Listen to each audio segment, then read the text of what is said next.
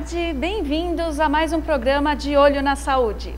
Hoje nós vamos conversar sobre um tema interessante que é otite em bebês após a amamentação. Na verdade, nós vamos falar um pouquinho sobre tudo, né? Otites desde a fase do bebezinho até o adulto.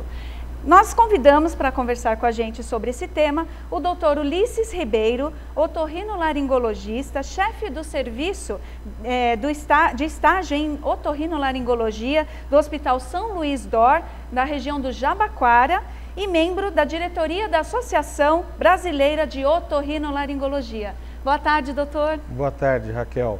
Para mim é um prazer muito grande ter sido convidado por vocês para participar e falar sobre um tema que tem assim uma abrangência muito grande e que gera e suscita diversas dúvidas. Então vamos tentar aí dentro desses 30 minutos procurar ajudar a nossa população dentro do possível. Que bom. Bom tê-lo aqui porque esse tema, né, otite, é um tema que nós que somos da área da saúde percebemos que a população tem muita dúvida, as mãezinhas aí que estão com seus bebês também, o receio, né, de estar fazendo alguma coisa errada e poder proporcionar uma otite sem estar dando o devido cuidado. Então eu já vou começando com a primeira pergunta. Vamos lá. O que é otite, doutor? Então, muito bom. A primeira coisa que a gente tem que esclarecer, eu acho que a gente tem aqui uma imagem. Pode pôr a primeira imagem, Nil? Com a anatomia dá para a gente poder explicar bem para o público leigo o que a gente está dizendo, né? Então, o ouvido ele é dividido em três porções: a orelha externa, que vai desde o pavilhão auricular até a membrana timpânica. Vocês veem aí esse canal comprido aí, temos a orelha e tem um canal comprido. Este é o meato acústico externo. Neste segmento, o que é mais comum de encontrar são as otites externas, desde a otite do nadador, a otite eczematosa, que geralmente está ligada a fatores alérgicos, e até furúnculos, abscessos que podem ser secundários a algum trauma com as hastes flexíveis. Isso também é uma coisa bacana da gente falar, procurar evitar o uso das hastes flexíveis, principalmente introduzindo no conduto. Depois a gente tem a orelha média. Se você puder ainda voltar àquela imagem, ela vai desde a membrana timpânica, a porção interna da membrana timpânica, até o final, já início para a orelha interna, que é a parte nervosa, é onde está o nervo auditivo. É onde a gente verifica aquelas estruturas ali atrás, doutor? Isso, nessa estrutura que é a orelha média, a gente tem os ossículos, o martelo, a bigorna e o estribo, e a gente tem um canal, que isso que é importante para nós entendermos, que é aquele canal verticalizado à nossa direita, que é a tuba auditiva. Esse canal, ele faz a comunicação da orelha média com o nariz e com a garganta. Eu acho que o senhor trouxe uma imagem que explica até melhor isso. Ô Nil, põe a imagem 1, que essa imagem, aí o doutor consegue mostrar essa tuba aí, na imagem 1. E aí, o porquê desta importância? Exatamente, aí você vê, dá para mostrar bem a correlação entre a orelha média, que é aquele segmento verde que nós estamos vendo na imagem, e a tuba auditiva, que é aquele segmento verticalizado mais à direita, em vermelho. E qual que é a grande diferença do adulto para a criança? Esse que é o X da questão. Na criança, essa tuba auditiva, ela tem ela é revestida, ela é formada por um tubo mais cartilaginoso que ósseo. E no adulto, esse tubo ele é mais ósseo que cartilaginoso. Além do que, no adulto, ela é mais verticalizada e na criança ela é mais horizontalizada.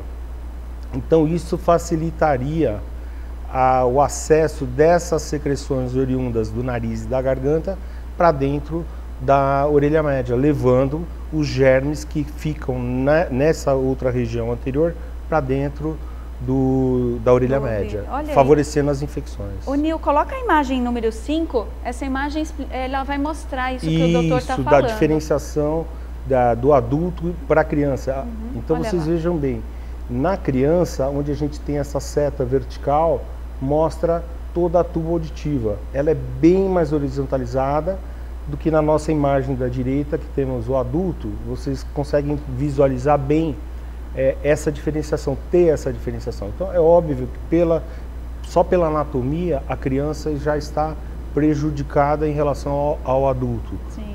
Né? Por isso que é muito mais comum a otite média na criança do que no adulto. Tá. E os sintomas que a criança, o bebezinho, que normalmente a gente sabe que o primeiro sinal que a gente verifica é o choro, né, doutor? Mas como a mãe pode identificar que é uma dor de ouvido? Então, veja bem, isso é muito importante, tá? No bebê, o primeiro sinal é a criança chorar ao amamentar. Porque nem sempre a gente tem febre, o bebê tem febre. Se a criança tem febre, está resfriada, na maioria das vezes a mãe ou já levou ao pediatra ou já medicou um sintomático em casa mesmo. Mas se ela não tiver esse acesso, um sinal importantíssimo é a criança chorar ao amamentar. Ou às vezes chegar a parar realmente de amamentar, evitar a amamentação. Sinal de perigo, sinal de que tem alguma coisa errada. E por que a criança chora? Pelo mesmo mecanismo da função da tuba auditiva. Pela tuba auditiva tem que entrar ar no ouvido médio e não entrar secreção. Se essa secreção foi lá para dentro do ouvido médio, da orelha média, e levou a uma infecção, aquela secreção formada, ela, na maioria das vezes, ela se traduz em pus e dá um abaulamento na membrana timpânica. E aí, distendendo a membrana, quando a criança vai mamar, ela sente uma dor reflexa na amamentação. Então isso é muito comum, é um sinal fundamental. Uma coisa que pode ser feita também em casa para a mãe se certificar, ela com muita delicadeza comprimir essa região da orelha externa, vedando o canal, a entrada do canal, muito delicadamente ela comprimir e soltar. Se a criança chorar, é porque realmente, fatalmente ela vai ter... Ela não precisa colocar o dedo dentro do ouvidinho, não, ela aqui nessa parte externa. Essa região a gente chama de tragos. Tá. A gente vai comprimir aqui delicadamente e soltar. Isso é mais um sinal de que se a criança chorar, ela pode estar acometida de o que nós chamamos de otite média aguda. Olha aí que interessante. E quais são as possíveis causas assim? O senhor está falando que por ser mais horizontal propicia a otite, mas às vezes o leite ele pode vir de uma mamadeira ou do peito. Qual é o fator mais propenso para ocasionar as otites? Muito bom. Veja bem, o fator primordial é você manter essa aeração normal. Quando que essa aeração, a entrada de ar do nariz e da garganta para o ouvido está comprometida? Quando você tem alguma infecção de via aérea superior. Então você começa a ter um edema, né, um inchaço em todo esse trajeto, porque o revestimento da orelha média é o mesmo revestimento que existe na tuba auditiva. Então, se aquela região está inflamada, a orelha média também vai estar inflamada. E propicia a entrada de secreção, né? Na maioria das vezes, a infecção de via aérea superior, ela é viral.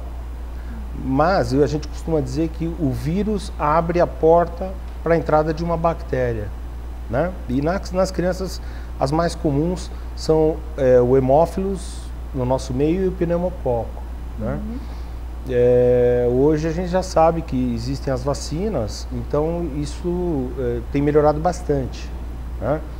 Mas ainda existem os casos. Os antibióticos estão aí, hoje a nossa população tem um acesso mais rápido tanto ao pediatra quanto ao otorrino, mas às vezes essa bactéria é uma bactéria de um poder de agressão maior, então você pode começar a até eventualmente ter as complicações. E então essas causas vindas de infecções ou de causas bacterianas ou virais? Primeiro, resfriado comum, gripe, e existe também, além das infecções de vias aéreas superiores, alguns fatores locais que poderiam obstruir a tuba auditiva, levando também à entrada de secreção ou a não entrada de ar, não ventilação desse ouvido, dessa orelha média. Quais seriam? Seriam as adenoides, que o leigo costuma denominar de carne esponjosa, as amígdalas, né, as tonsilas palatinas, um desvio de septo, as rinites alérgicas. Essa época do ano aqui em São Paulo é onde mais prolifera o ácaro, então promove mais ainda o favorecimento de formação de secreção, até desvio septal, pólipos nasais e, em alguns casos mais raros, até tumores, né? Que são mais comuns nos nessa adultos. Região, tá. Nessa região, lá obstruindo a tuba auditiva. Né? Doutor, voltando um pouquinho nessa questão da amamentação, se a mãe tem que saber posicionamento para amamentar, para não proporcionar esse retorno aí desse líquido, desse refluxo nessa tuba. A gente também trouxe algumas imagens, eu queria que o Nil colocasse aí pra gente. Coloca do posicionamento 1, Nil, por favor, que aí o doutor vai explicar. Tem algumas posições que a mãe costuma amamentar, que são as mais comuns que a gente vê aí quando elas ganham os bebezinhos, que muitas vezes deitado no próprio colo ou deitado na cama. Aqui nesse caso aqui, ó, são gemelares. A mãe coloca ao mesmo tempo o bebê nas duas mamas. Qual o risco da criança ter otite? Veja bem, hoje, foi muito bacana esse ponto seu aí, pelo seguinte: hoje a gente tem, tanto nos programas públicos quanto nos serviços privados, uma orientação pré-natal assim, muito efetiva. A gente nota no serviço de neonatologia, de uma maneira geral, é muito difícil hoje a mãe sair, mas às vezes, como eu comentei, existem as fugas, né? No caso do gemelar, por exemplo, ela é preconizado que se amamente uma criança de cada vez, até porque se essa criança tiver um refluxo, essa criança regurgitar e a outra criança está mamando, a mãe vai se ver em apuros, né? O importante, se pudesse colocar aquela imagem, as outras três posicionamento 1, isso a gente sabe que a mãe está cansada, né? Ela carregou o bebê 9 meses no seu ventre e depois a criança acorda e a vida dela muda totalmente. Então ela está sempre cansada, né? Ela não vê uma maneira de se encostar e dormir. Então ela acha mais fácil para ela manter a criança ali deitadinha ou, na maioria das vezes, sentada até, mas a criança deitada. Então aquilo, pelo mecanismo que eu te expliquei, pela fisiologia, a anatomia da tuba auditiva, favorece o refluxo do leite materno para dentro do ouvido médio.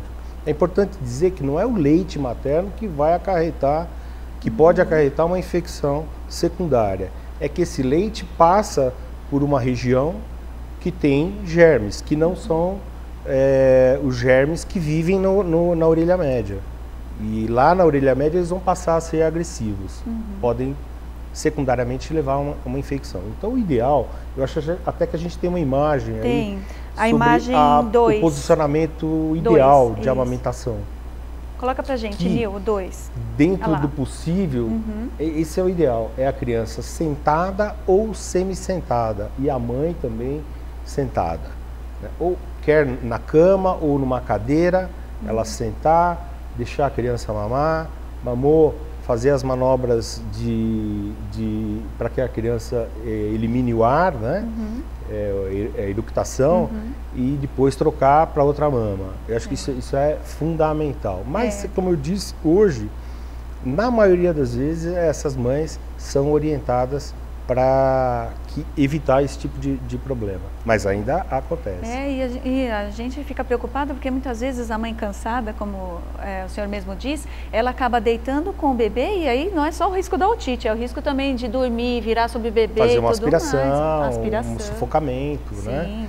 E existe uma coisa importante a gente deixar isso bem claro, né? A gente não está falando contra o amamentamento, a amamentação, né?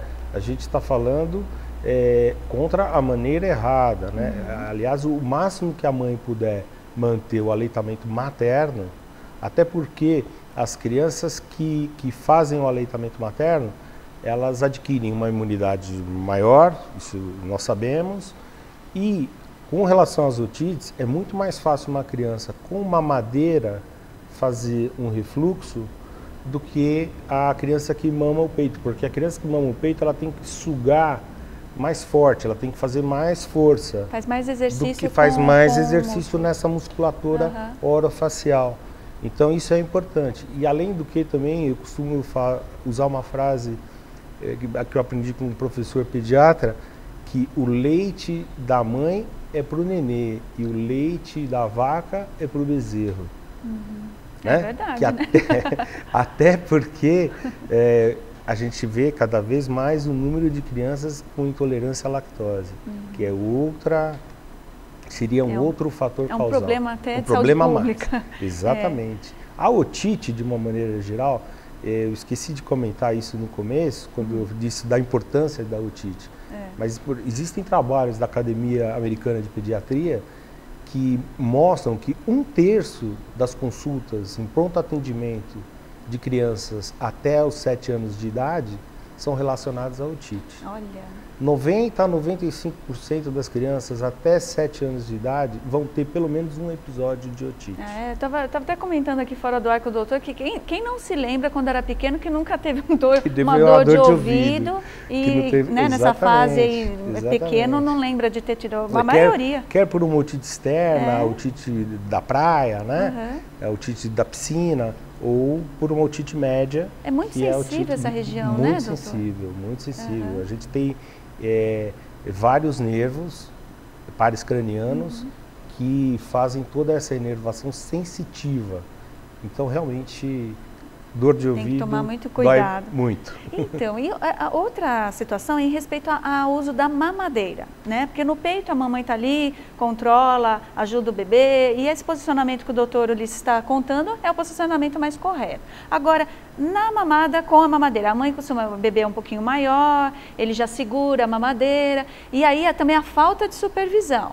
A gente teve aí, a semana passada, quem acompanhou o programa de Olho na Saúde, sabe que as crianças vão cedo para a escolinha. E muitas vezes, na escolinha, a criança fica deitada horizontalmente, sem travesseiro, sem nada, e aí acaba tendo a questão também da possibilidade do refluxo, né, doutor? Exatamente. Antigamente, a gente ia para a escola com 5, 6 anos de idade, né?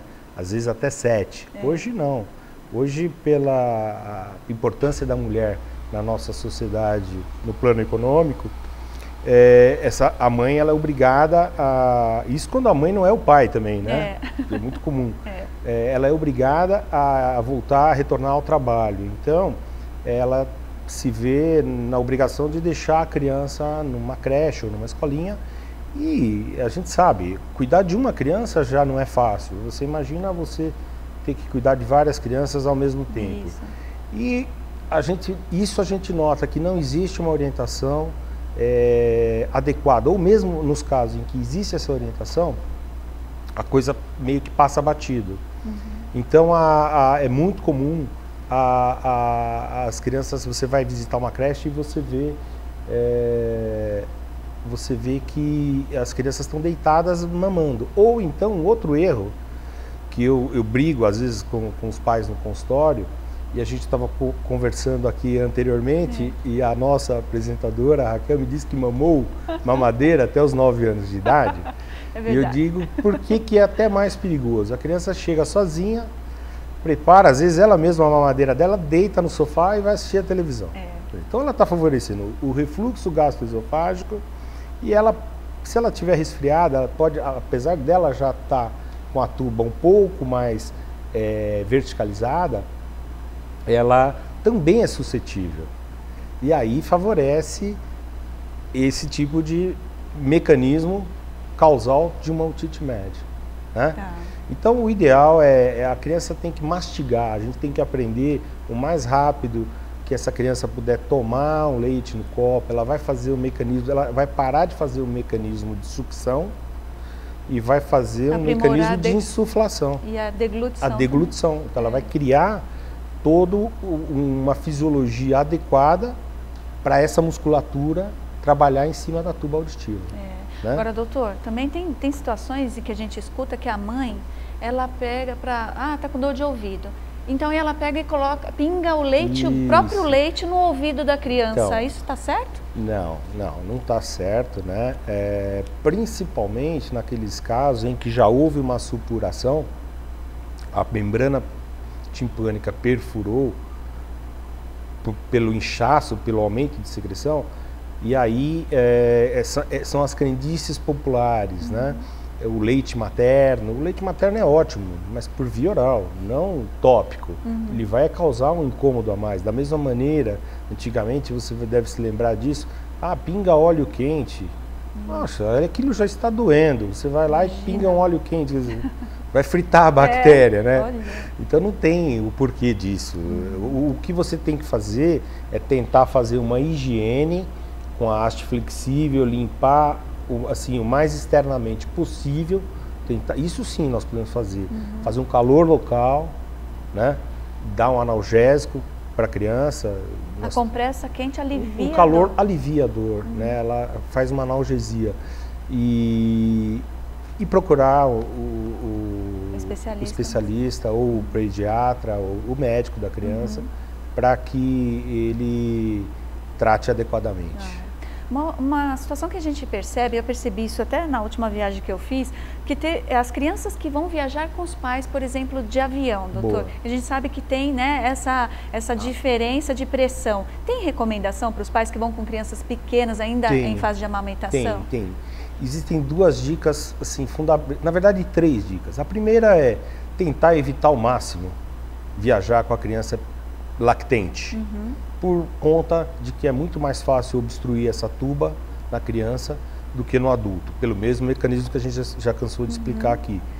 Você vai daqui de São Paulo para a praia, adulto, você sente que seu ouvido tampa, você imagina você fazer um voo, né, por mais pressurizado que sejam as aeronaves, nós mesmos percebemos, né, aquela mudança da pressão.